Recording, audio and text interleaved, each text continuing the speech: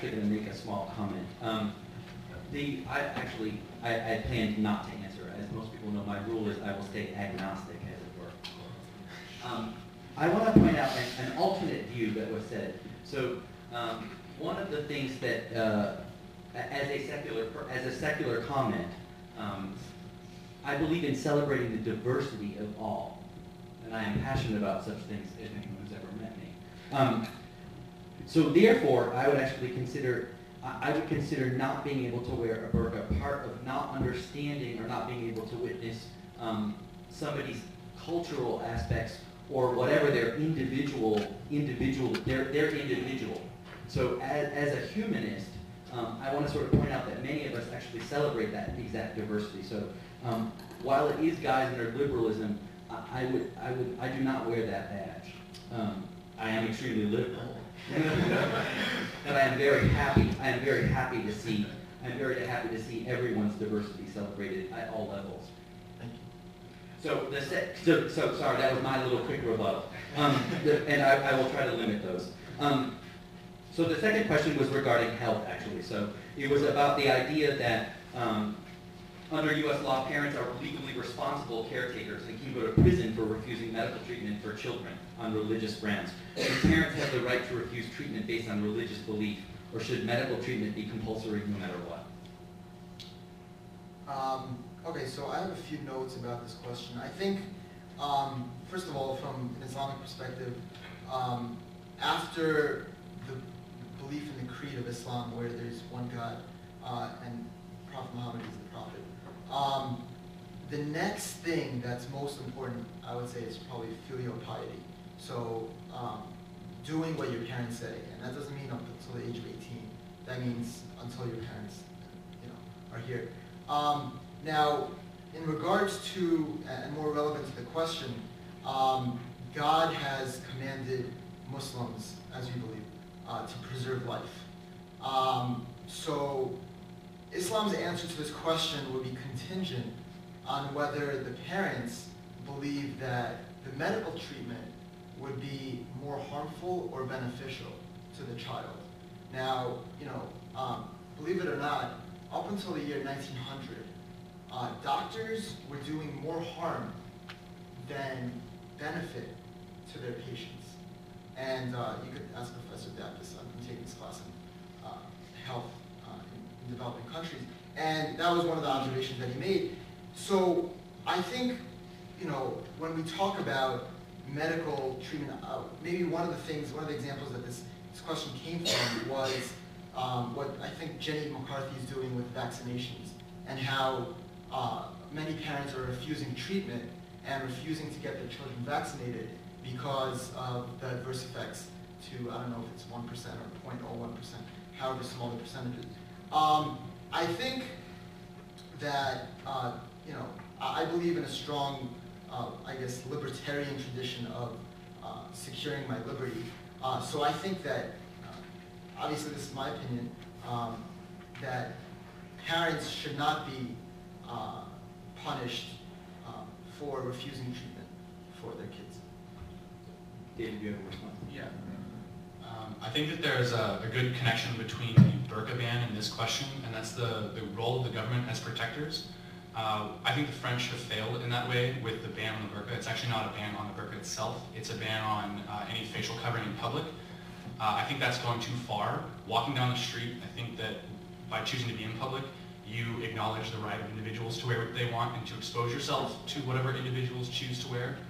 So the reasoning given for banning the conspicuous religious symbols in public schools no longer applies, because when you walk around as an adult on a public street, you expose yourself willingly to that which you may see. However, on public buses and in banks and in government buildings, I think it's important, for example, that closed-circuit television may identify you, and that is a security risk. And so in those certain circumstances, I think that the law may have some merit, but I don't think that it's applied correctly as it currently stands, even though it's actually stood up to the French law and constitutional analysis, which is interesting. But to connect that then to the answer or the question about healthcare, I think it really depends on the case. Children are not, like young children, say an 8-year-old, is not at the point of understanding the complexities of religion or philosophy to really adopt a life-threatening position, such as denying the use of penicillin in certain cases where children have actually died because their parents have refused to give them medical treatment. Now, I don't think that we ought to go around and force parents to give their children penicillin in all cases or to use antibiotics in all cases. But when a child is terminally ill and there is a known cure, and that information is presented to the parents, when you're dealing with a child, especially a young child who's not at the developmental point of understanding the complex questions involved, I feel that it's unfair to limit their life to the point where they will never have the opportunity to reach the age where they can make that decision for themselves. So in those circumstances, I think that we ought to, the government ought to protect those individuals, those children who are subject to that sort of situation. I want to add to the question and throw it back to the panel. How has your answer changed? And any of you that didn't respond, please actually go ahead and join in with the conversation. How would your answer change if the parent were unfit or abusive? So one of the things that came forward was that the parents, we're assuming that, so let me make sure people understand the question. I'm a professor, I have to do that. What I'm getting at is, we're looking at this question solely that we should honor thy parents, which is a wonderful thing. Honor your professors too. What if the parents aren't fit? Says the child with unfit parents. I want to agree a lot with what Ben just said. I think in terms of children, the government does have an interest to protect their health and safety.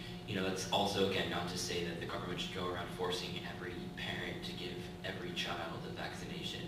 And this is a really complicated issue involving, freedom of religion versus, public safety and public health and the right of the government to intervene in medical affairs. And, it's just a really complicated issue. And I think, evaluating it on a case-by-case basis is the best way to do it. And, that would be the role of the courts to determine, which is more important, the parents' right.